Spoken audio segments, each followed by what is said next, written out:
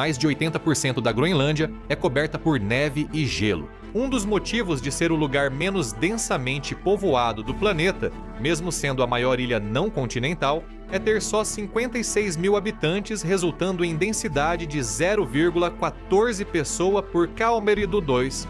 Ah, ela é da Dinamarca, mais ou menos. Vamos explorar por que a Groenlândia pertence à Dinamarca e o que pode acontecer com ela em breve no episódio de hoje do The Infographics Show.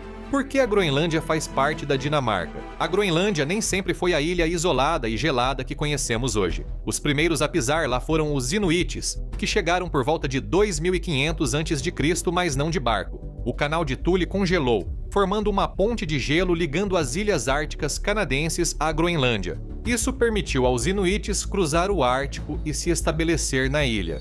Os historiadores acreditam que os primeiros migrantes desapareceram, mas houve várias ondas de migrações que continuaram após o desaparecimento dos primeiros colonizadores. A onda mais recente, e o povo do qual os atuais groenlandeses descendem, foi o povo Thule. Apesar das divergências, historiadores concordam que os Thule já viviam na Groenlândia entre 1100 e 1200. Outro grupo, liderado pelo norueguês exilado Érico, o Vermelho, já havia surgido em 982 d.C. A Noruega expulsou Érico, o Vermelho, da Islândia por ele ter matado alguém. Persona não grata em sua cidade, Érico enfrentou os mares congelados do norte e navegou para o oeste da Islândia, talvez pensando que seria melhor ter pedido prisão. Ele encontrou uma camada de gelo, mas ao observar melhor, viu uma linha costeira e terra. Ainda havia Inuites da migração anterior na Groenlândia. Érico, o Vermelho, pode não tê-los encontrado de imediato, e mesmo se encontrasse, não conseguiria se comunicar. Em 985 d.C., Érico, o Vermelho, retornou à Islândia sendo um homem procurado, mas não de forma discreta. Ele agitou a multidão dizendo ter descoberto uma nova terra em um dos primeiros golpes de marketing da história. Érico astutamente chamou a ilha gelada de Groenlândia para fazê-la parecer um paraíso fértil, mesmo com mais de 80% coberta de gelo. Agora, para ser justo com Érico, a parte do sul da Groenlândia onde ele acabou se estabelecendo pode realmente ficar bem verde durante o verão. Para ser mais justo com a história, isso é improvável. Ele navegou até a Groenlândia e passou um tempo lá sem notar que a terra era inútil para a agricultura e nada verde. Érico, o Vermelho, retornou à Groenlândia com noruegueses animados e fundou os assentamentos Oeste e Leste. A população norueguesa atingiu 2.000 a 3.000 pessoas, controlando cerca de 280 fazendas. Assim, Érico cumpriu parte de sua promessa. Leif Erikson, seu filho mais famoso, que passou anos cristianizando a Noruega, foi à ilha encontrar o pai. Quando chegou, Leif olhou ao redor para as geleiras, as focas e o gelo, e decidiu que o que esse lugar realmente precisava era de Jesus. Leif levou o cristianismo à Groenlândia e em 1126 o local já tinha sede episcopal. Como noruegueses e inuites interagiriam? Se você conhece a história das relações euro-americanas, já pode imaginar que não seria bem. Os noruegueses repetiram o erro de muitos colonizadores europeus. Por séculos, insistiram em viver como em sua terra natal e não se adaptaram ao novo ambiente. Por isso, séculos depois, peregrinos quase morreram de fome até serem salvos pelos nativos americanos. Já os nórdicos trouxeram gado e porcos domesticados. Eles criaram fazendas como em sua terra natal e viveram tranquilamente como agricultores. Há indícios de que, enquanto eles colonizavam a Terra, o clima na Groenlândia era um pouco mais quente do que viria a ser depois. Então, talvez essas práticas parecessem que funcionariam naquela época. Já os Inuites, vindos de regiões similares à Groenlândia, sobreviviam dos recursos locais. Eles se posicionavam em lugares onde podiam maximizar as oportunidades de caça e pesca, que, sem surpresa, são duas das maiores indústrias da Groenlândia atualmente. Os Inuites ocupavam temporariamente as áreas externas dos fiordes perto do mar, enquanto os noruegueses se fixavam nas partes internas, próprias para a agricultura. Quando as reservas de peixes diminuíam, os Inuites podiam se mover pela costa. Os noruegueses, no entanto, estavam presos às suas fazendas, e qualquer flutuação na fertilidade da terra ou no clima poderia dizimá-los. Por isso, por volta de 1500, a população norueguesa na Groenlândia aparentemente desapareceu. Outra teoria diz que as relações hostis entre inuites e nórdicos causaram o desaparecimento dos nórdicos, como registrado na saga de Érico, o Vermelho. Eles usavam termos nada lisonjeiros para falar sobre os inuites. Da mesma forma, termos ressentidos são usados nas histórias inuites sobre os nórdicos. Ficava claro que os dois grupos não se davam bem. Além disso, parecia que, quando os dois lados entravam em confronto, pelo que os especialistas podiam perceber, os inuites geralmente saíam vitoriosos. Estar melhor alimentado e mais adaptado ao clima faz toda a diferença. Quando as fazendas dos nórdicos começaram a fracassar, eles não conseguiam pescar tão bem nem sobreviver aos invernos rigorosos. Eles não tinham as ferramentas e os equipamentos que os inuites haviam aperfeiçoado e criado, após milênios vivendo na tundra. E, devido às péssimas relações entre os dois povos, eles nunca conseguiram esses equipamentos também. Além disso, imagine como a Groenlândia é tão inóspita que até noruegueses e islandeses consideram o clima desafiador. Por volta de 1500, a Groenlândia voltou a ser exclusivamente dos inuites, mas isso durou pouco. Baleeiros holandeses e ingleses expandiram o comércio para o oeste nos séculos XVI e XVI I, às vezes contatando groenlandeses. Essas relações eram menos tensas que as entre europeus e inuites anteriormente. Talvez inicialmente ninguém quisesse colonizar uma ilha 80% coberta de gelo, mas nos séculos seguintes, países como os Estados Unidos mudaram de ideia. Isso foi até 1721, quando Hans Inteligência Artificial começou a operar com a permissão do Reino da Dinamarca-Noruega. Esses dois se reuniram de novo e foram para Nuuk abrir uma companhia comercial e uma missão luterana, já que europeus pareciam não conseguir ir a nenhum lugar sem fundar uma igreja naquela época. Outras grandes potências continuaram a negociar com a Groenlândia até 1776, mas nessa época, ingleses e franceses estavam ocupados brigando por terras e revoluções mais ao sul. A Dinamarca estabeleceu monopólio comercial na Groenlândia, proibindo a entrada de estrangeiros em sua costa. A Dinamarca aproveitou esse tempo para introduzir gradualmente os inuites ao mundo exterior, sem permitir exploração econômica externa. Esse monopólio durou até 1950, com exceções, incluindo casos surpreendentes dos Estados Unidos, que tiveram relação instável com a Groenlândia. A Groenlândia tem sido notícia, mas os Estados Unidos da América já pensaram em adquiri-la em 1867. O secretário de Estado William Seward tinha acabado de comprar o Alasca da Rússia e decidiu que, já que estava em uma boa fase comprando territórios cobertos de gelo e ricos em minerais, continuaria tentando. Talvez ele devesse comprar Groenlândia e Islândia. Curiosamente, Seward também queria o Canadá, como em tempos recentes da política dos Estados Unidos da América. Seward não estava interessado apenas nos minerais e nas pescarias da Groenlândia. Ele tinha um plano maior. Se a ilha fosse dos Estados Unidos da América, o Canadá ficaria cercado por 3 lados: Alasca, Groenlândia e outros estados americanos. O Canadá talvez precise se unir à jovem nação. Se não pode vencê-los, una-se a eles. No entanto, em uma reviravolta nada incomum para os Estados Unidos da América ou qualquer outra grande potência, o pequeno detalhe sobre o que as pessoas que já viviam na Groenlândia queriam foi completamente esquecido.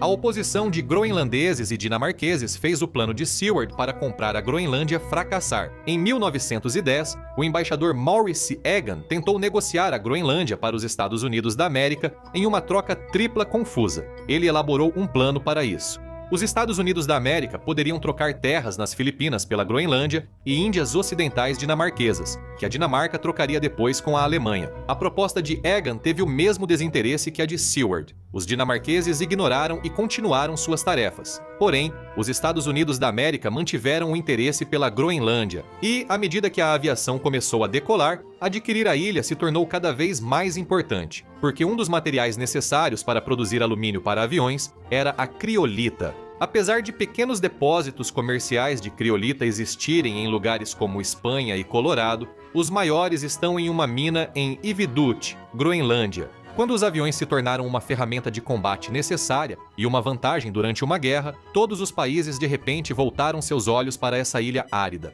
Os Estados Unidos da América poderiam, se não tomar a Groenlândia, ao menos extrair dela os recursos necessários. Na Segunda Guerra Mundial, a Dinamarca enfrentou um dilema. Ela foi invadida e capturada pelos nazistas, embora o exército de Hitler ainda não tivesse chegado à Groenlândia. A ilha tinha importância estratégica por sua localização e minerais, sendo alvo esperado dos nazistas. Os Estados Unidos ainda não participavam da Segunda Guerra Mundial, mas invocaram a doutrina Monroe para evitar interferência internacional, principalmente europeia, no hemisfério ocidental. Em abril de 1941, firmaram o Acordo de Defesa da Groenlândia com o embaixador dinamarquês. Talvez você se pergunte por que não foi assinado com o governante da Dinamarca. Após a ocupação nazista, o embaixador dinamarquês nos Estados Unidos da América, Henrik Kaufmann, agiu sozinho e declarou representar a Dinamarca livre e independente. O acordo que ele assinou previa que os Estados Unidos da América protegeriam a Groenlândia e seu povo durante a ocupação da Dinamarca e depois devolveriam a terra.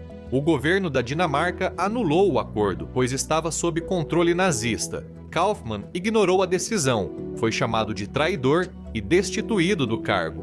Ele continuou a ignorá-los. O tratado seguiu válido. Os Estados Unidos também se beneficiaram. Eles acessaram os depósitos de criolita da Groenlândia, essenciais para a economia em guerra, e construíram bases militares americanas na ilha. Isso deu aos Estados Unidos da América posição estratégica mais próxima da frente europeia. Os aliados também se beneficiaram, pois queriam que uma nação amiga tivesse o controle da Groenlândia para que pudessem manter o acesso às informações das estações meteorológicas na ilha.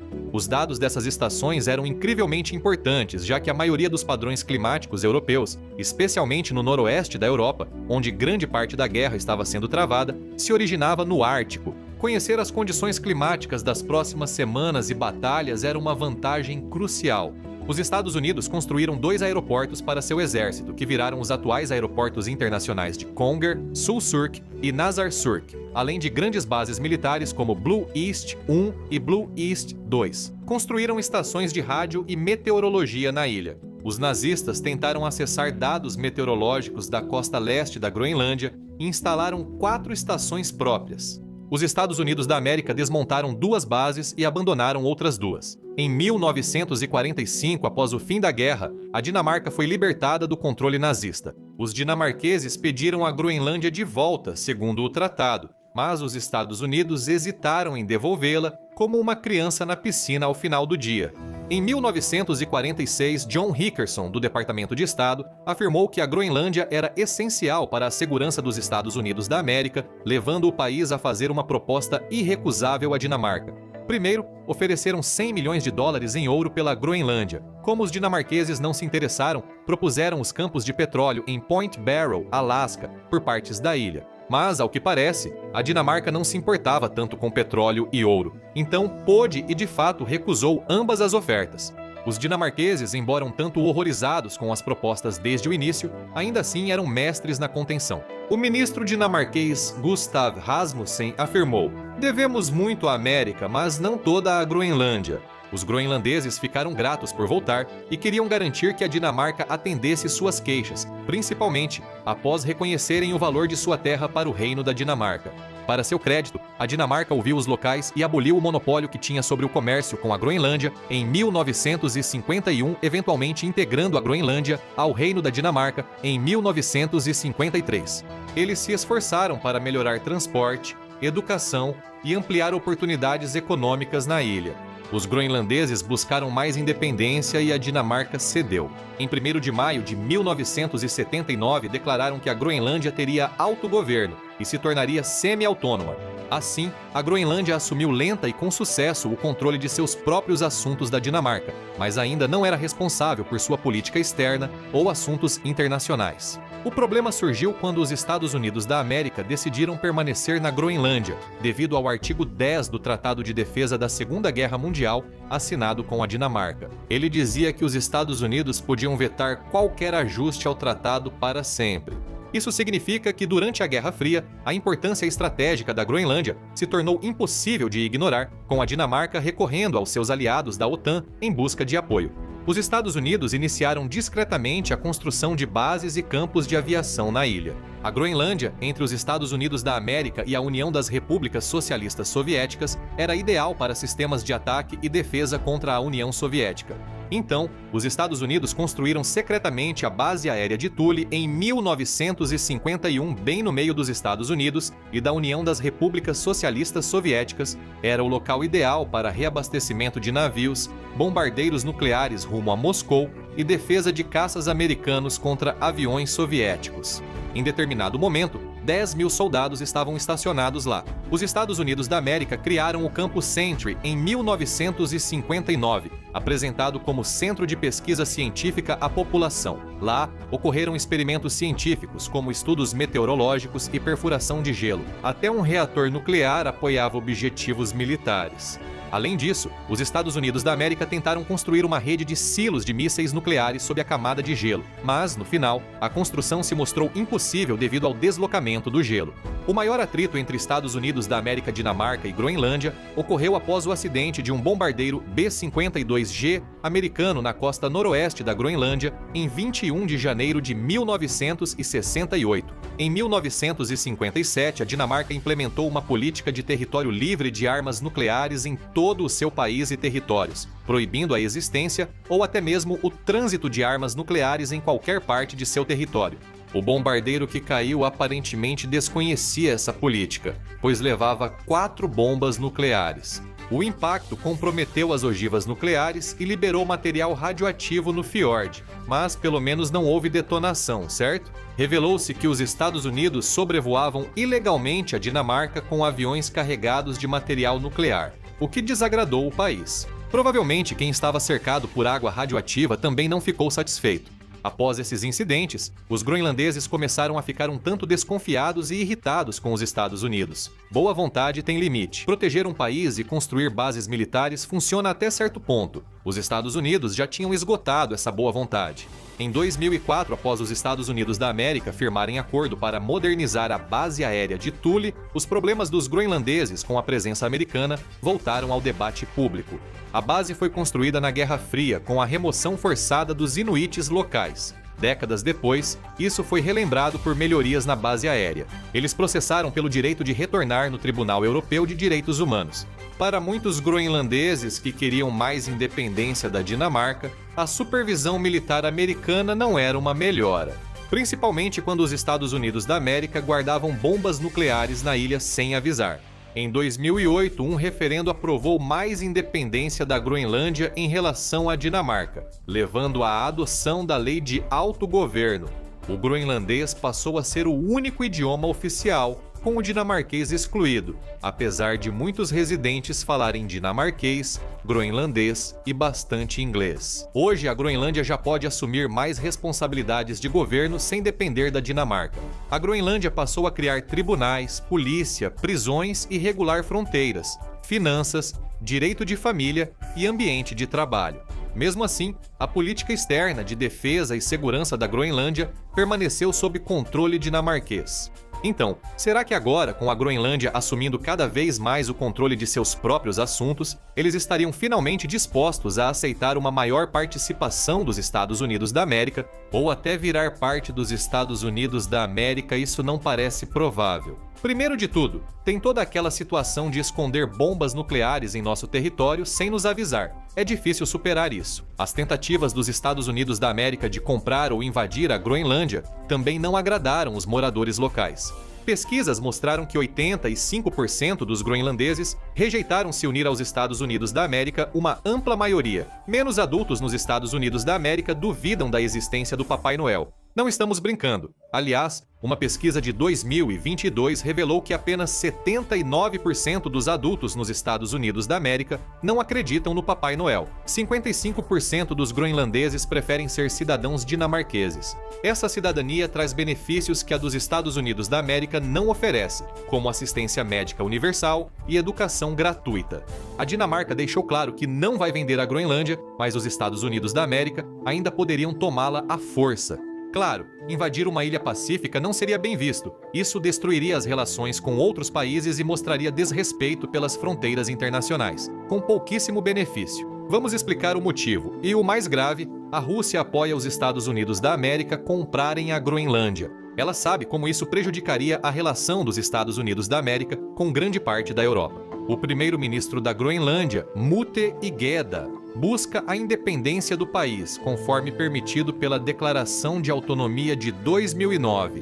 Basta um novo referendo para decidir a separação total. Igeda ressaltou que a Groenlândia não está à venda e que só seu povo deve decidir o futuro do território. EGADA está aberto a parcerias com os Estados Unidos da América em defesa e mineração, evidenciando outro problema na fragmentação das relações internacionais pelos Estados Unidos da América. Para conseguir a Groenlândia, os Estados Unidos da América já estão obtendo muitos dos benefícios que desejariam da Groenlândia de qualquer forma, sem destruir suas alianças. Os militares dos Estados Unidos da América mantêm uma presença na base espacial de Bitufik, na parte noroeste da ilha, que inclui um sistema de alerta antecipado de mísseis balísticos. Eles também recebem minerais do país. A Dinamarca já compartilha informações com os Estados Unidos da América. Por que investir tanto em uma aquisição? A Groenlândia deve permanecer com a Dinamarca ou buscar independência? E sobre o antigo interesse dos Estados Unidos da América em comprar a ilha? Comente abaixo. Confira o plano dos Estados Unidos da América para invadir o Canadá ou veja este outro vídeo.